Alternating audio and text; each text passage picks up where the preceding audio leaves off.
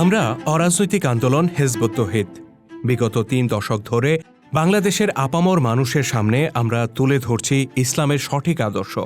একই সাথে মানুষকে সচেতন করে যাচ্ছি ধর্ম ব্যবসা, অপরাজনীতি, সন্ত্রাসবাদ, সাম্প্রদায়িকতা সহ ধর্মের নামে প্রচলিত নানা অধর্মের বিরুদ্ধে।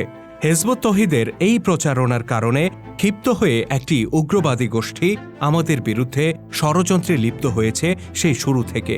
এরা সেই গোষ্ঠী যারা ধর্মকে নিজেদের স্বার্থ উদ্ধারের কাজে ব্যবহার করে থাকে। বিগত ৩ দশকে তারা হিজবুত তৌহিদের উপর একের পর এক হামলা চালিয়েছে, আমাদের সদস্যদেরকে গুরুতর জখম করেছে, বাড়িঘরে অগ্নিসংযোগ করেছে এবং সহায় সম্পদ লুটে নিয়েছে।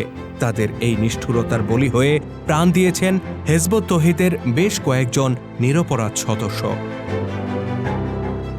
ধর্ম ব্যবসায়ীদের এই নৃশংস হামলার প্রথম শিকার বরিশালের কর্মী সাইফুল্লাহ। ২০০৩ সালের মে মাসের ৫ তারিখে মাদারীপুরের ভুরঘাটা বাসস্ট্যান্ড এলাকায় সংগঠনের প্রচারপত্র বিতরণকালে একদল লেবাসদারী সন্ত্রাসীর আক্রমণের শিকার হন তিনি। প্রকাশ্য দিবালোকে মহাসড়কের উপর হাজারো মানুষের সামনে তাকে পিটিয়ে হত্যা করে সন্ত্রাসীরা। এই ঘটনার মাত্র ৪ মাস পর ১১ সেপ্টেম্বর কুষ্টিয়ায় ঠিক একই কায়দায় হিজবুত তৌহিদের স্থানীয় কর্মীদের উপর হামলা চালায় জামাত শিবিরের একদল সন্ত্রাসী।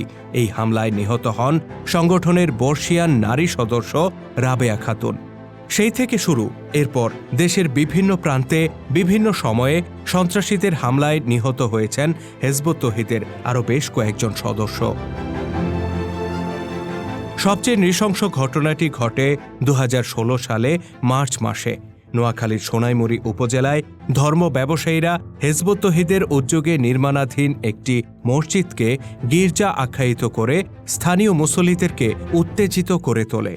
অতঃপর ধর্মভিত্তিক বিভিন্ন রাজনৈতিক দলের শত শত সন্ত্রাসী অস্ত্র হাতে নেমে পড়ে মিশন বাস্তবায়নে। মসজিদ নির্মাণ করতে আসা ২ জন কর্মী ইব্রাহিম রোবেল ও সোলাইমান খোকনকে জবাই করে হত্যা করে তারা।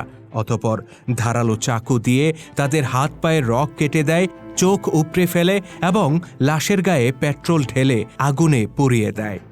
ওই দিন হিজবুত তৌহিদের একজন সদস্যকেও জীবিত ছেড়ে দেওয়ার মানসিকতা ছিল না এই সন্ত্রাসীদের।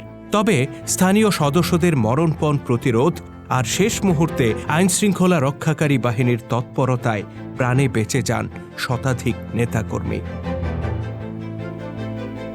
হিজবুত তৌহিদের সদস্যদের উপর চলমান এই হত্যাযজ্ঞের সর্বশেষ ঘটনাটি ঘটে ২০২২ সালের ২৩ আগস্ট পাবনা কার্যালয়ে।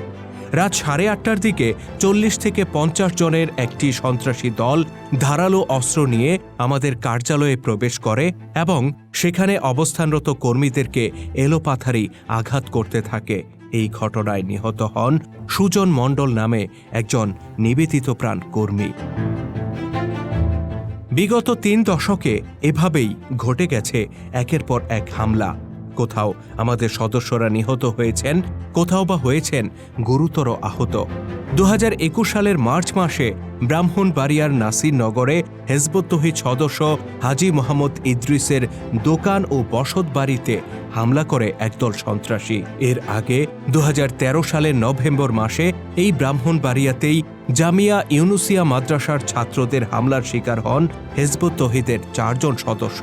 প্রায় ৬ মাস হাসপাতালে মৃত্যুর সাথে লড়াই করে অবশেষে বেঁচে ফিরেন তারা। ঠিক একই কায়দায় নোয়াখালীর হাতিয়া উপজেলার উত্তর আদর্শ গ্রামের বাসিন্দা হিজবুত তৌহিদ কর্মী শরীফুল ইসলামের বাড়িতে হামলা চালায় সন্ত্রাসীরা।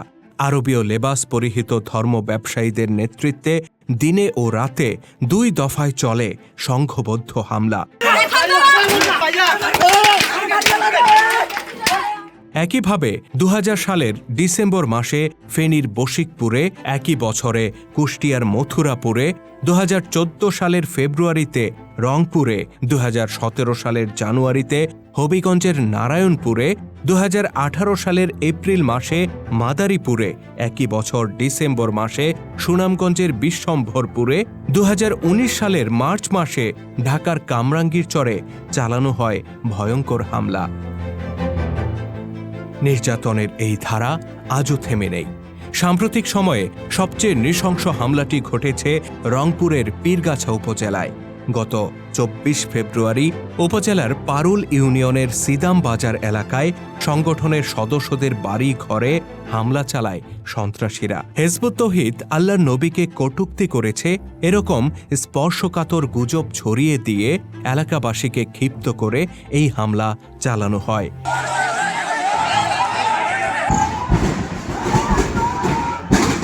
এই ঘটনায় হিজবুত তৌহিদের ২০ জন সদস্য আহত হন। তাছাড়া ২ জন সদস্যকে বেঁধে রেখে বেধড়ক মারধর করতে থাকলে মুমূর্ষু অবস্থায় পুলিশ তাদেরকে উদ্ধার করে। হামলাকারীরা হিজবুত তৌহিদ সদস্যদের ৬টি বাড়িতে ভাঙচুর, লুটপাট চালিয়ে শেষ পর্যন্ত আগুনে পুড়িয়ে দেয়। তাছাড়া গোয়ালের গরু, গোলার ধান সহ সবকিছু লুট করে নিয়ে যায় দুর্বৃত্তরা। আমরা হিজবুত তৌহিদ বলতে চাই, বাংলাদেশ একটি স্বাধীন সার্বভৌম দেশ। এখানে নিজস্ব মতামত প্রকাশের স্বাধীনতা, নিজেদের চিন্তা ভাবনা ও বিশ্বাস প্রচার করার অধিকার প্রত্যেক নাগরিকের রয়েছে। সুতরাং আইনসম্মত ও সংবিধান স্বীকৃত যে কোনো প্রক্রিয়ায় নিজেদের মতামত প্রকাশের অধিকার রাখে হিজবুত তৌহিদ। কিন্তু যে ধর্ম ব্যবসায়ী গোষ্ঠীটি তাদের কায়েমি স্বার্থ টিকিয়ে রাখার জন্য বছরের পর বছর এ ধরনের হামলা চালিয়ে যাচ্ছে, তারা নিঃসন্দেহে সাম্প্রদায়িক উগ্র চেতনা দ্বারা প্রভাবিত একটি সন্ত্রাসী গোষ্ঠী। তাদেরকে আইনের আওতায় এনে প্রতিটি ঘটনার সুষ্ঠু বিচারই পারে এই সন্ত্রাসের চর্চা বন্ধ করতে। আমরা এ ব্যাপারে বাংলাদেশ সরকার, আইন প্রয়োগকারী সংস্থা ও প্রশাসনের কঠোর হস্তক্ষেপ কামনা করছি। একই সাথে এদেশের আপামর মানুষের প্রতি আমাদের অনুরোধ, যারা ধর্মকে কুক্ষিগত করে নিজেদের স্বার্থ উদ্ধার করে যাচ্ছে, আসুন তাদেরকে বয়কট করি। ধর্মকে ব্যবহার করি মানবতার কল্যাণে, সত্য ও ন্যায় প্রতিষ্ঠার সংগ্রামে। আল্লাহ হাফেজ।